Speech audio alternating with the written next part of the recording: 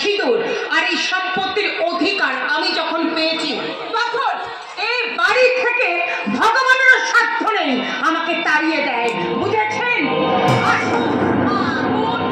দূর দূর দূর ঠাকুর বলছি কাকে? আপনি তো একটা কুকুর।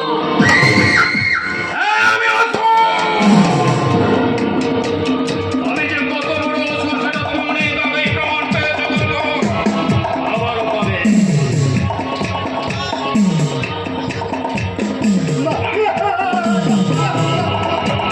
সারাটা জীবন তো একটা কাজ না করে পায়ের ওপর পা তুলে বসে বসে খেয়ে এসেছিস, আর একটা মাত্র কাজ দিলাম, সেটা কেন করতে পারি না?